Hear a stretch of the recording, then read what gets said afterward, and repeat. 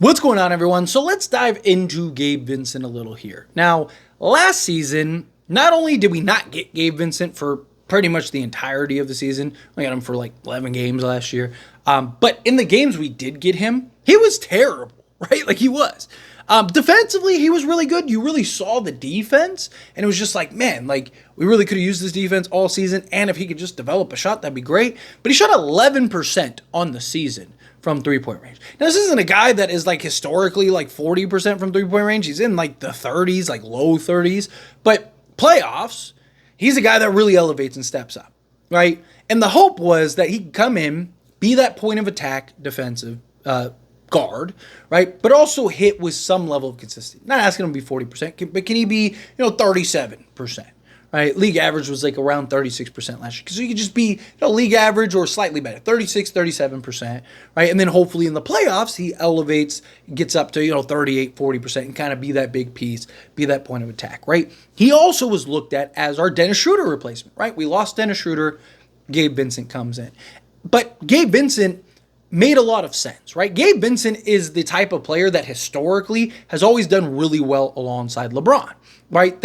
That 3-and-D guard. I think of like George Hill, Mario Chalmers, Norris Cole, Avery Bradley, right? Like these guys are guys that slot really well alongside LeBron because they can just initiate, kick the ball to LeBron, and then leak out and be wherever they need to be on the basketball court to catch and shoot and knock down the three ball. Right, give you that defense, all that stuff. So again, historically, those type of guys have been really good, so it made a lot of sense. Also, Gabe Vincent, obviously not last year, or technically, depending on how you want to look at it, is the consistency that he would bring compared to a Dennis Schroeder, right? Dennis Schroeder, you could always count on the defense, and he's even more of a pest than Gabe Vincent is, right? He's just got the quicker foot speed and just, gets to spots quicker. But still, Gabe Vincent is that like kind of pit bull, won't back down, can even defend bigger at times and gives you that defense, but he gives you more consistency on the offensive side of things, right? Again, the reason I said you could argue that is because he was very consistent. He was just consistently bad last year. But he's a guy that, like, you compare to Dennis Schroeder. Dennis Schroeder, when he was on, the ceiling for Dennis Schroeder was always higher, right? When Dennis Schroeder is on, he's a guy who will get you 20 points, right? Hitting shots. He's, Germany Schroeder, right? Like, he's just this incredible talent. But as much as he does have those, like, 20-point games where he's, 10 of 11 from the floor, he'll follow that up, sometimes multiple games in a row, where he's like 2 of 10 from the floor. And he's just terrible. And he's giving you 2 points, or he's giving you goose eggs, or whatever. He's just very inconsistent. Where the idea of Gabe Vincent is he's a guy that game in and game out, he's not going to, very rarely is he going to go get you 20. I'm not saying he won't. You even saw in Summer League before he got hurt, he had that 18-point game, right? So, like, there is the idea of, like, on occasion he'll give it to you. It won't be as regular as you would with Dennis Schroeder. Like, Dennis Schroeder will give it to you almost every other night, but Gabe Vincent is more consistent, right? He's not going to give you 20 on a regular basis, but he'll give you 10 basically every night, right? So you can count on it like clockwork. That was the idea. And, again, didn't really work out that way. However, this season, he is healthy. He is good to go. He's supposed to be ready for training camp. He's supposed to be ready for preseason, right? He's supposed to be ready for the regular season.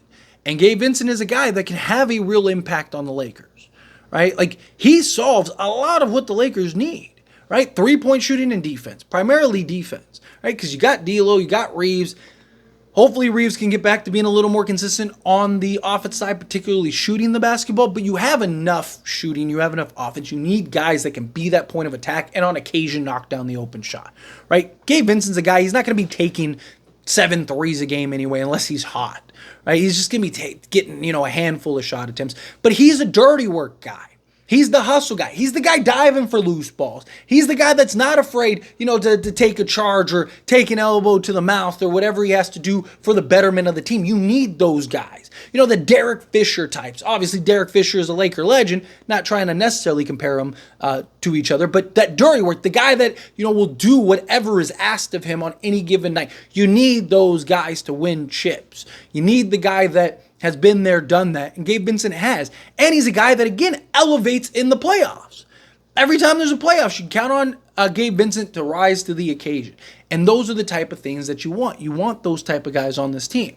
Now, it is more likely than not that he's probably going to get traded at some point based on like what we've seen. But there is an argument if you trade D'Lo, you should keep Gabe Vincent, especially depending on what you end up trading D'Lo for, right? Like if let's say you eventually you turn D'Lo into, let's say Wendell Carter Jr. or something like that, or maybe like a Cam Johnson, right? Anything other than the point guard position, you might need to move Gabe Vincent into that starting point guard position. And alongside Austin Reeves, he kind of makes more sense, right? Like, I don't even hate the idea of, I've talked about, benching Austin Reeves, and I've talked about moving Max Christie into the starting unit, but I've also said if Max Christie doesn't work out, move Gabe Vincent, just slide D'Lo to the point, right? Like on defense, right? So defense, D'Lo can defend the twos, Gabe Vincent kind of be that point of attack at the guard position, and then on offense, you could just have D'Lo be the playmaker, and then Gabe can kind of slide over and just kind of play as the two guard shooting the basketball, right? So, D'Lo slots as the two, but he's really your point guard on offense, right? So he can still do the things that you want him to do.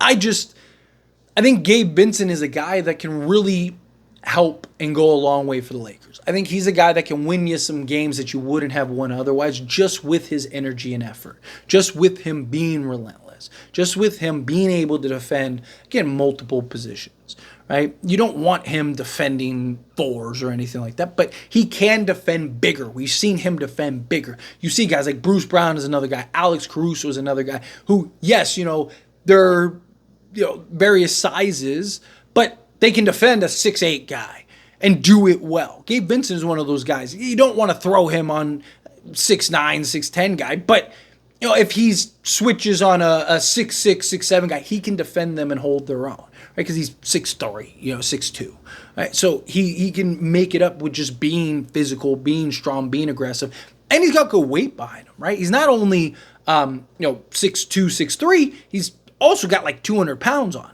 Right, so that's good because he's got a little weight, he's got a little size, he's got a good lower center of gravity. You can see him at times kind of buckle down, hunker down, and just not really get moved as much. And to have him that you can slot alongside a D'Lo, alongside a Reeves, alongside a Christie even, if you want to have that defensive unit, right? Say it's towards the end of the game. Whatever, 15 seconds left, you need to get a stop. You're not going to have D'Lo and Reeves in there. Get those two guys out of there. Put Gabe Vincent, put Max Christie, right?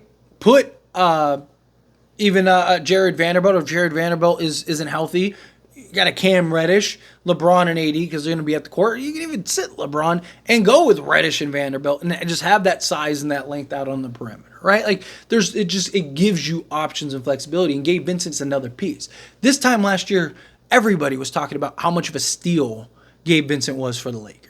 Right, this time last year, people were hyping up Gabe Vincent. Media, people that hate the Lakers were like, dude, this guy is a starting point guard and was their third best player throughout the entirety of the playoffs on their finals run. And the Lakers just got him in a backup point guard role. Right? Like, so again, this is a guy that was looked at as a real prize in the offseason, was a guy that was looked at as like, hey, this guy can have a huge impact for the Lakers this upcoming season. Lakers' original target was Bruce Brown, which, I'm not going to lie, I would have rather had Bruce Brown. He's not a great three-point shooter either, but a little bigger.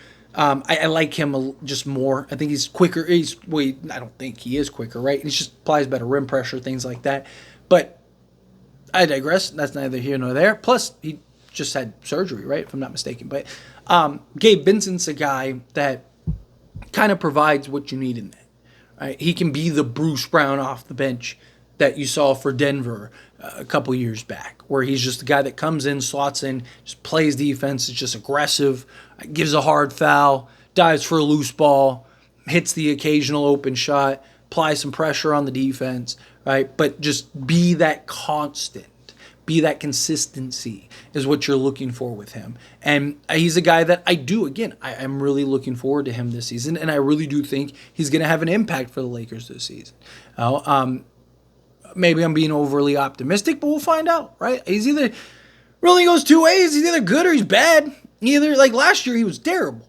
Terrible.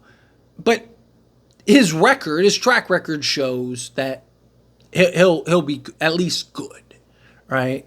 And particularly on the defense side. Like I said, when he did come back from injury, he was very good defensively. Very good defensively.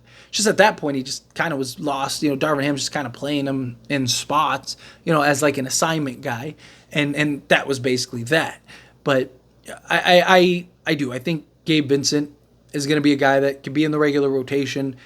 I wouldn't be shocked if there comes a point in the season where it's like, man, maybe we should look to get Gabe Vincent into the starting unit just because he is that relentless defensively. If he's shooting the ball well, not asking 40%. Can he give me 36, 37%? Can he be around league average, please? And I think we'll be fine. But anyway, however you feel, whatever your thoughts are, as always, this is a discussion. Pass a question on you. Let me know your thoughts and opinions down in the comments below. What do you think? How do you feel with your thoughts? Excited for Gabe Vincent? Are you not? Do you think that he's going to have a real impact for the Lakers this season? Think he's a guy that we're going to be able to rely on defensively? Hopefully he can knock down the open shot. Do you think he's a guy you got to trade him, got to get rid of him? Lakers fell for the Miami trap. We already went through that with Kendrick Nunn, right? We thought Kendrick Nunn, man, that dude's a hooper. Guy go get you 20 on any given night. And he came to the Lakers and, he's out the league now, right? It's just...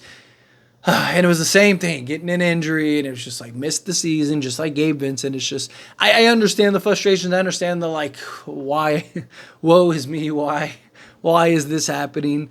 Now, in the track record for Miami guards, Lakers need to do everything they can to stay away. Even if Gabe Vincent turns out to be fantastic, even if Gabe Vincent hits the game-winning shot in the NBA Finals and we win the championship, stay away from Miami guards. Keep Gabe Vincent around if that happens, but stay away from Miami guards. Anyway, how you feel, whatever your thoughts are, let me know down in the comments below. That being said, if you haven't liked this video, hit that like button. Helps me a lot. Helps me enjoy these types of videos, and I truly appreciate it. Not subscribe channel, hit that subscribe button. Turn on the bell notifications. Appreciate y'all. See you in the next one. Thank you.